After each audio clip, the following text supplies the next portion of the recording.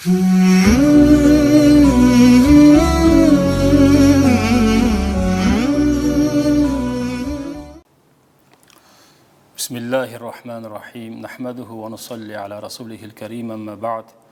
Fa'auzu billahi mineşşeytanirracim. Bismillahirrahmanirrahim.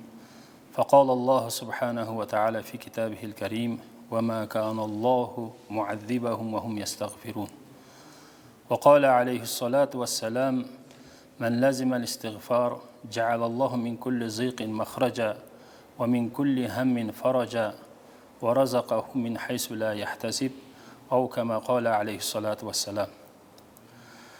Hurmatlı Müslüman bir tuğandarım, Allah Teala Kur'an'da aytat: وَمَا كَانَ اللّٰهُ مُعَذِّبَهُمْ وَهُمْ يَسْتَغْفِرُونَ.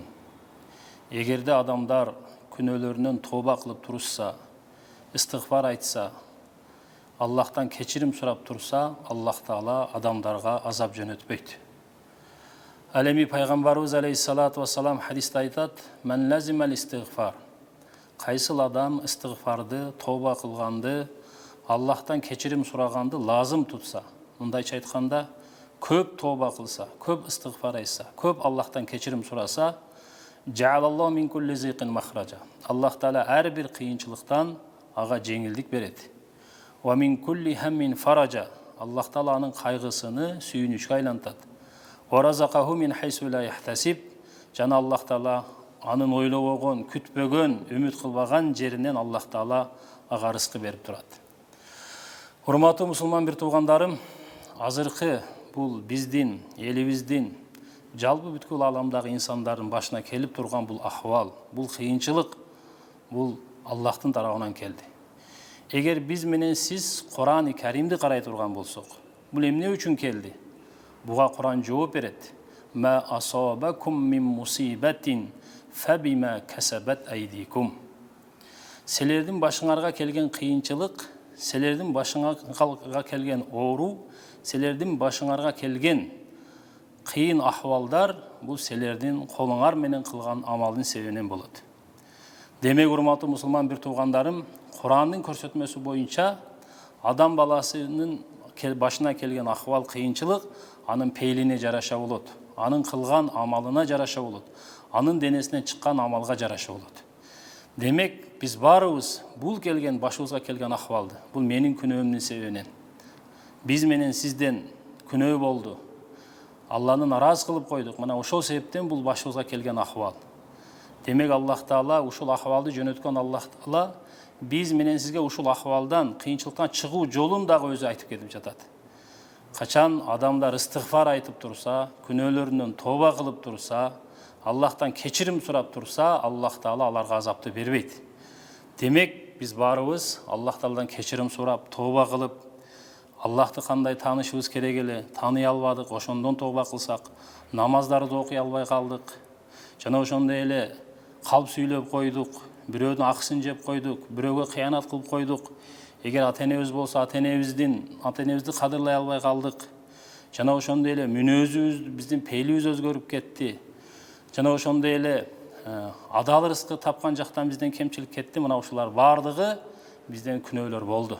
Мына ошондан тооба кыла турган болсок, биздин тообабыз, Аллахтан кечирим сураганыбыз бул башыбызга келип турган ахвалды бул жок кылат экен. Мына ушул ахвалдан чыгуу жолун Кур'ан биз менен сизге айтып жатат. Алеми Пайгамбарыбыз Алейхиссалату вассалам хадисте айтат: кайсыл адам истигфарды көп айтса, истигфарды лазым tutsa, Allah Teala ага 3 белек берет. Birincisi her bir kıyınçılığın jеңилдикке айлантат дейт. Екіншісі кайгысыны сүйүнүшкө айлантат. Üçüncüsü ойлобогон, күмөн санабаган, күтпөгөн жеринен Allah Teala'га рызкы берип турат дейт. Демек урматтуу мусулман бир туугандарым, мына ушул кыйын абалда биз менен сиз тооба истигфарга келели. Бири-бирибизди күнөөкөрлөбөстөн, балким ар кимибиз өзүбүздү күнөөкөрлөп, Аллахым менден күнөө кеткен болсо кечиргин деп тооба кылсак, истигфар кылсак, Аллахтан кечирим сурап турсак, жана ушул ниетте кечирим сурайлы. Аллахым мына ушул башыбызга келген кайгыбызды сүйүнүчкө айланткын, кыйынчылыгыбызды жеңилчиликке айланткын. Аллахым бизге кенен, мол жана пайдалуу рызкы берген деген ниетте айтсак, Алланын сөзсүз убадасы аткарылат. Ал эми истигфар деген эмне, тооба деген эмне? Истигфар боюнча Алымдарыбыз айтышат, ең күштүү, тәсирдүү, пайдалуу бул Юнус пайгамбардын дуасы ла илаха илля анта субханака инни кунту миназ залимин. О Аллахым, сенден башка ибадатка татыктуу зат жок. Сен бардык кемчилик айыптан тазасың, ал эми мен күнөөкөрлөрдөнмүн. Мына ушуну алымдардын айтуусу боюнча 313 жолу деп айтышат. Мына ушул тәсирдүү деп.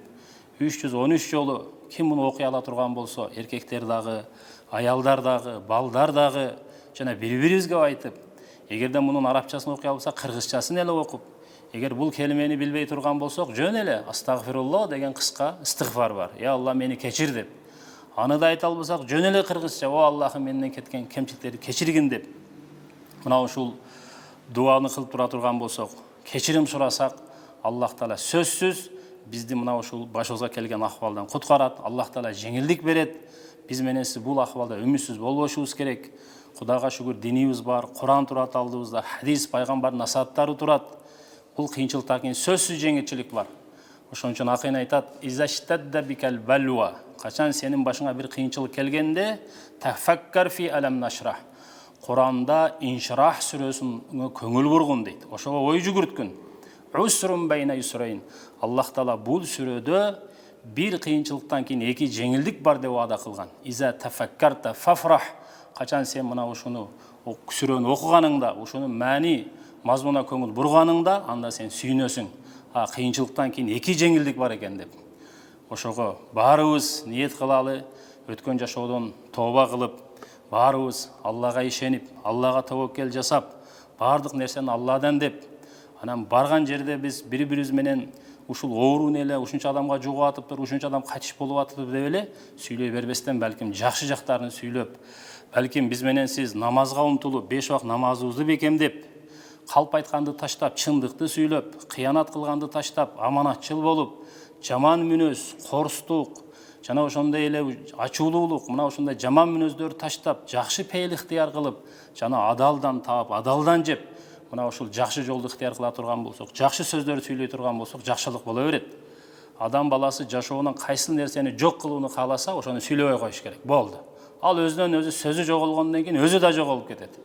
Кайсы нерсени жашоого алып келүүнү кааласа, адам баласы ошону сүйлөй бериш керек. Сүйлөй берсе, анын сөзү келүү менен анын өзү да келип калат. Ошого баарыбыз өткөн жашоодон тооба кылып, келечекте Алла Тааланы ыраазы кылууну ниет кылалы, күнөөлөрдөн тыйылалы, жана ошондой эле азыркы учурда, карантин учурунда эрежелер бар, сактыктар бар. Мына ошондон толук сактанышыбыз керек. Иманыбызды да сактайлы, ден соолугубузду да сактайлы. Алланын да өкүмүнө баш ийип, Аллага дагы итаат кылып, ибадат кылып, жана ошону менен бирге биздин ошол башчыларыбыз, дарыгерлерибиз, муфтиятыбыз айтып жаткан карантин эрежелерине да баш ийели. Аллах Таалам баарыбызга, Алла Таалам баарыбызды мына ушул оорудан Алла Таалам алыс кылган болсун. Элибизге, жерибизге тынчтык, амалчылык, молчулук, токчулук, бардык жакшылыктарды насип кылсын.